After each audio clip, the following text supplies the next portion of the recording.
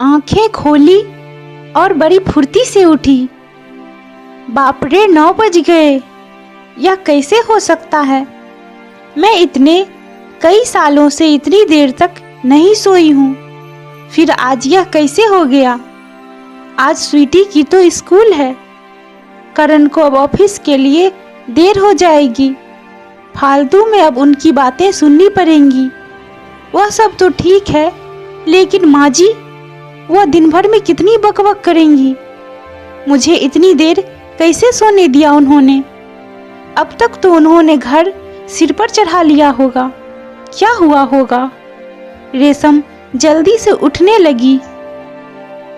करण खुश चेहरे के साथ आया, वह भी तैयार होकर। गुड मॉर्निंग रेशम। रेशम, क्यों उठी तुम? सो जाओ ना आराम से। मैं आज लंच कर लूँगा ऑफिस में। सच कहूँ तो मुझे जाने की इच्छा नहीं है, लेकिन बहुत महत्वपूर्ण मीटिंग है ना, इसीलिए मुझे जाना ही पड़ेगा। पर मैं जल्दी आ जाऊँगा शाम को। बाहर जाएंगे घूमने। बाय। रेशम को बिना कहे करण उसे गले से लगा लिया और उसके माथे को चूमकर चला गया। रेशम झट से बाहर आई। किचन से कोई भी आवाज नहीं आ रही थी, और जब वह बाहर आई तो पापा जी की थाली में इडली वड़े दिखाई दे रहे थे। सांभर से बहुत अच्छी महक आ रही थी, लेकिन वह पैकेट से सांभर नहीं निकाल पाए। यह लोग कंटेनर में ठीक से क्यों नहीं दे सकते? अगली बार कंटेनर घर से ही दे देना। और इस घर में मुझे एक चम्मच भी नहीं मिलता। पापा जी बोले, रुकिए जी, आप जरा मैं निकाल देती हूँ, नहीं तो आप सब सांभर नीचे फर्श पर गिरा दोगे और मेरा काम बढ़ा दोगे।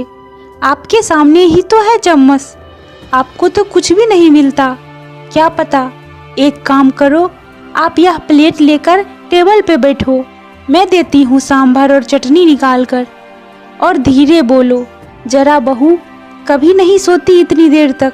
आज सोई है तो शांत रहें, नहीं तो आपकी आवाज़ से उठ जाएगी वह।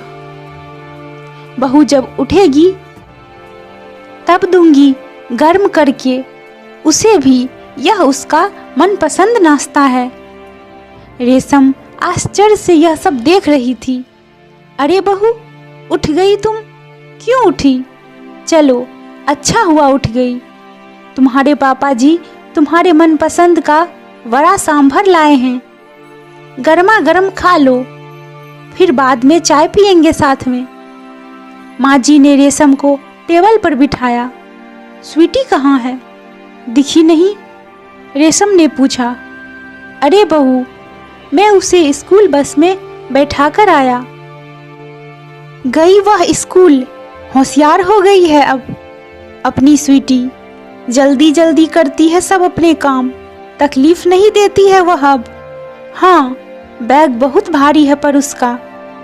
वो लोग ये क्यों नहीं समझते कि बच्चों पर इतना बोझ नहीं डालते हैं। मुझे क्या बोली वह पता है?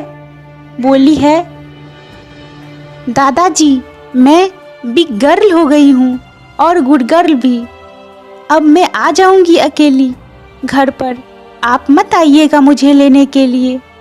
दादाजी पोती की प्रशंसा में मग्न थे। हाँ हाँ, मेरी बेटी समझदार हो गई है, सिर्फ दूध पीने को नाटक करती है, लगातार बड़बड़ करती रहती है, बस खाना ही ठीक से नहीं खाती। अन्नपूर्णा उसके पेट में है, इतनी ऊर्जा कहाँ से आती है क्या पता। अरे रेशम खाओ तुम वड़ा सांभर, ठंडा हो जाएगा और चिंता मत करो तुम। मैं स्वीटी को पराठा करके दिया है, छोटा सा खाया उसने और टिफिन में ले गई। माँ जी बोली, क्या पापा जी? माँ जी, मुझे उठाना चाहिए था ना, आपने क्यों किया यह सब काम? जाने दो, खाने में क्या बनाऊं? रेशम ने अपराध बोध से कहा। रेशम तुम कुछ मत करो, तुम्हारी बीसी है ना आज, तो मस्त मौज करो।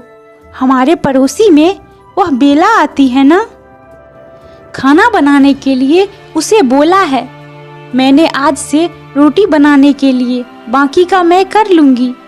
तुम कितना काम करोगी? अकेली तुम्हारी क्लास, स्वीटी का होमवर्क, बाहर के काम, यह करण भी कुछ काम करके तुम्हारी मदद नहीं करता। तुम्हें सबके पीछे पीछे दौड़ना पड़ता है। अब आराम किया करो। नहीं तो ऐसा करो ना, तुम और करण 4 दिनों के लिए घूमने चले जाओ। बहुत दिन हो चुके, वैसे भी तुम दोनों कहीं नहीं गए हो। स्वीटी को यहाँ रहने दो, हम संभाल लेंगे उसे। आपको भी एक दूसरे के साथ वक्त बिताने की जरूरत है, माँ जी बोली। नाश्ते के बाद माँ जी ने चाय बनाई और तीनों ने बातें की और चाय पी। रेशम का दिन अच्छा गया।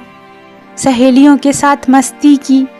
कल उसका खास दिन था, लेकिन आज उसका जन्मदिन उसकी सहेलियों ने मनाया। उस वजह से वह कुछ ज़्यादा ही खुश थी। करण जल्दी घर आऊँगा ऐसा बोला था, पर आया ही नहीं। दोस्त की आज पार्टी थी तो वह घर देर से आने वाला था। माँ जी और पापा जी भी सो गए।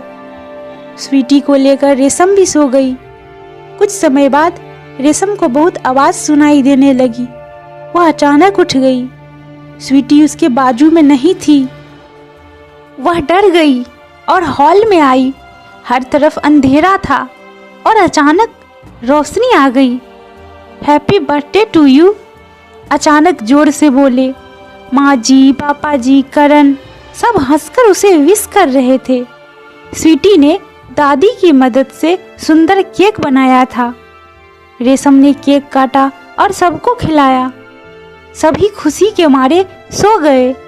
फिर बाद में सुबह रेशम उठकर देखती है तो पास में सुंदर सा ग्रीटिंग कार्ड था।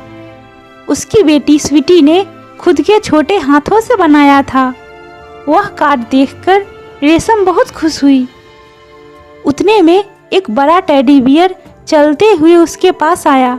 सरप्राइज मम्मा, यह मैंने तुम्हारे लिए स्पेशल लिया है, मेरे पिगी बैंक से सेविंग करके। रेशम को गले लगाकर उसकी लाडली बेटी बोली। रेशम की आंखों से खुशी के आंसू छलक पड़े। अब करण की बारी थी। उसने रेशम से कहा कि वह अपनी आंखें बंद कर ले और उसके लिए लाया हुआ खूबसूरत हीरो का हार उसके गले में डाल दिया और उसे आईने के सामने खड़ा कर दिया। वाह, अब सच में हार कितना खूबसूरत लग रहा है। सुंदर लग रही है मेरी रानी, लगता है जैसे यह तुम्हारे लिए ही बना है। करण ने खुशी से रेशम को गले लगा लिया।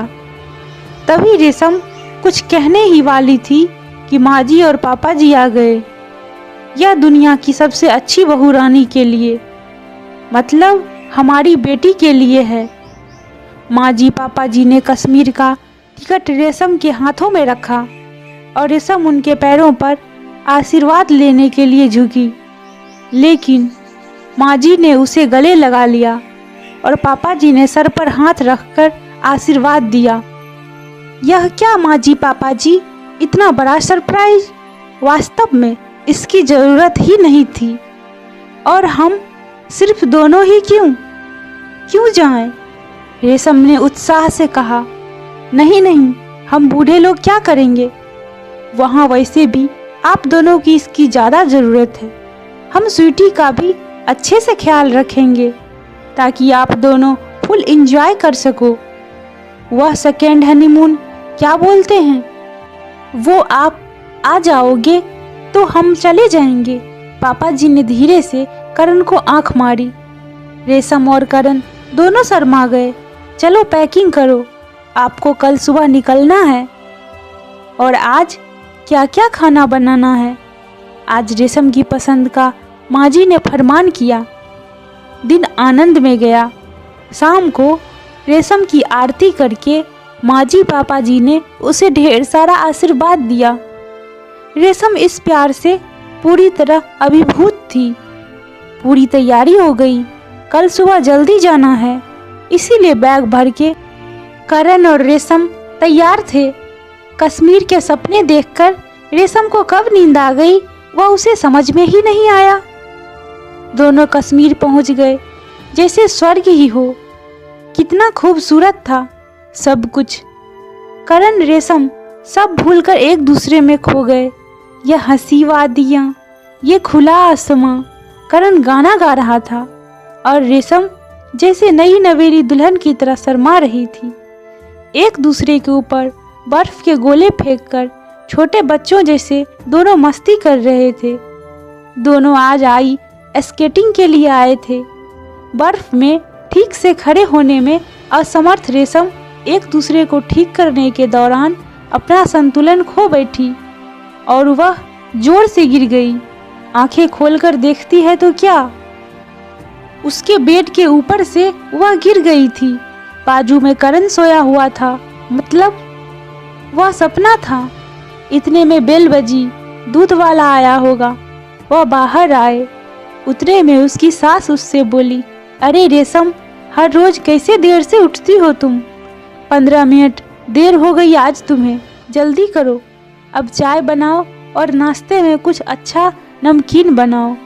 और मेरी सहेली आने वाली है, आज कुछ अच्छा खाना बनाना उसके लिए। और हाँ, घर पर ही रहना, आज कहीं बाहर मत जाना। माँ जी की रोज की कटकट चालू हो गई और रेशम सचमुच सपने से हकीकत में आ गई। हमेशा की तरह हर कोई उसका जन्मदिन भूल गए थे। रोज रोज की भाग दौड़, घर के कामकाज, सास के ताने, ससुर की फरमाइश, पति की धुन पर नाचने और बेटी की लीला देखने में उसका वक्त दिन कब खत्म होता था वह उसे समझ में ही नहीं आता था। जिंदगी भर खराब लगने लगी, लेकिन कल उसने बहुत दिन जिया।